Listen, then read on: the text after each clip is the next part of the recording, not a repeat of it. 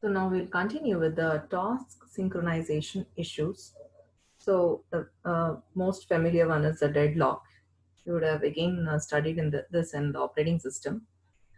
Now, let us see how the deadlock occurs. Deadlock is a condition in which a process is waiting for a resource held by another process, which is waiting for a resource held by the first process. Now let's take the example. You have process A and you have process B.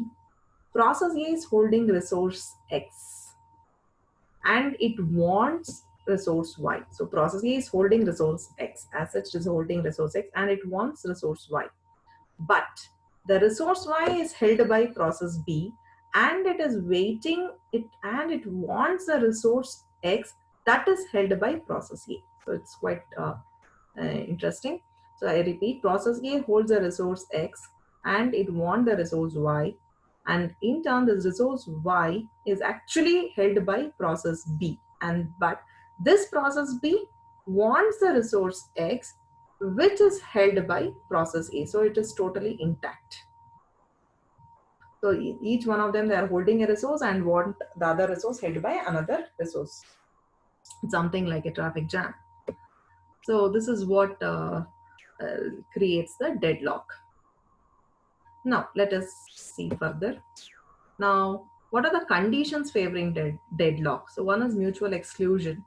Here, that is only one process can hold a resource at a time. So this is one criteria wherein each process can hold a resource only one process can hold a resource at a time, and meaning process should access shared resources with mutual exclusion. Now, so the waiting time will be more in this case. So typical example is accessing of display device in an embedded device.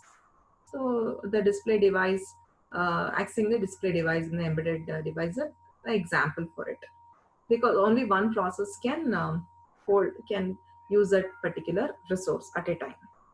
The only problem is it leads to a lot of waiting time.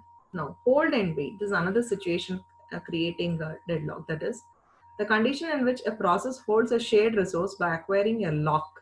Means there is a process and it is holding some shared resources and it has locked it. And it is waiting for additional resources held by other process. As such, it has got a resource and it has locked it. And again, it is waiting for another additional resources which is held by other processes. So this is called as hold and wait. It is holding a resource and it has logged it and it is waiting for another resource held by other processes. The third category is no resource preemption.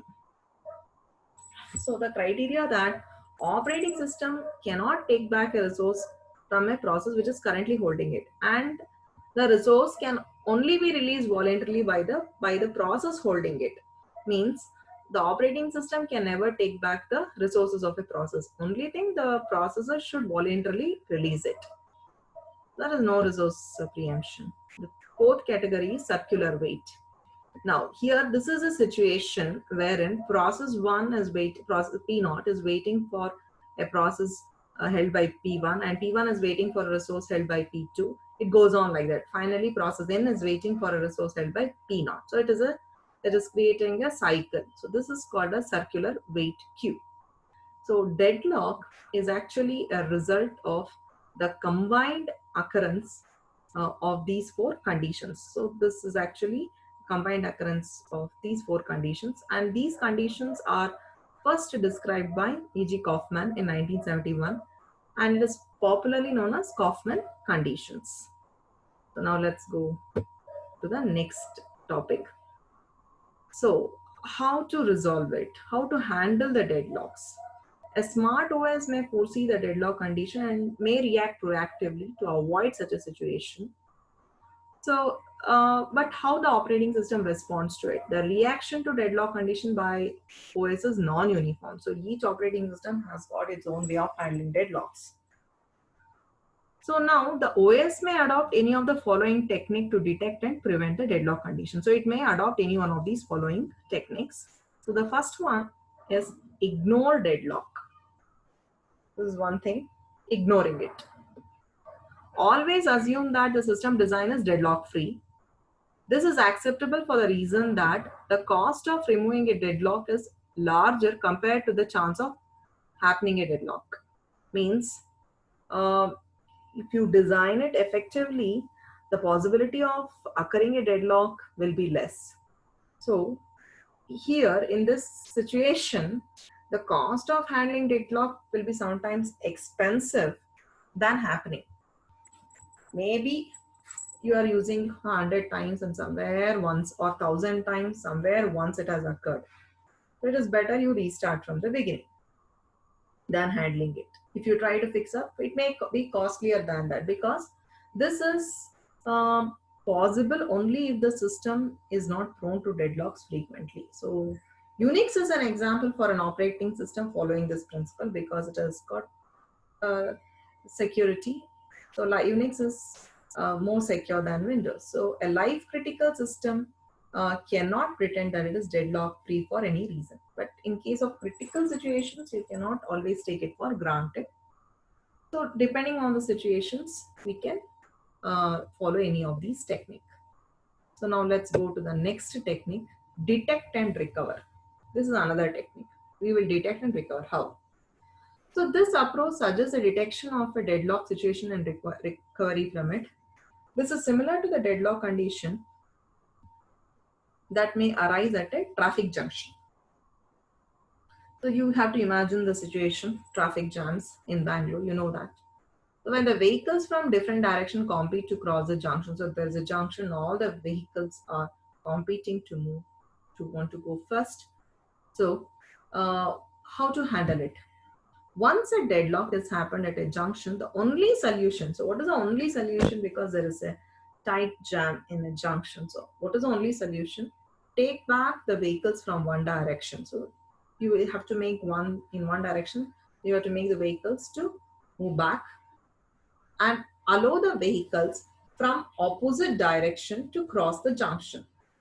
And you have to allow the vehicles from the opposite direction to cross the junction.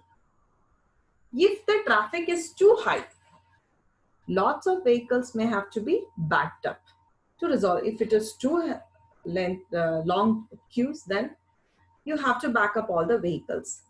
This technique is also known as backup cars technique. So this is also called as backup cars. Now the same scenario we will use here also. The operating system keep a resource graph in their memory. So it will keep which process is using which other resources. The resource graph is updated on each resource request and release. So each and every time the process requests for a resource, okay, so the graph keeps updating. A deadlock condition can be detected by analyzing the resource graph by graph analyzer algorithm. So a deadlock condition can be detected by analyzing the resource graph by that graph analyzer algorithm. Once a deadlock condition is detected, when we sense there is a deadlock, the best way is you can terminate a process or preempt the resources to break the deadlock cycle. You feel that one particular process is a main cause of the deadlock. What you can do, you can terminate the process itself, or you can preempt all the resources held by that particular process. So this is one type of handling the deadlock. So we will see the other techniques also.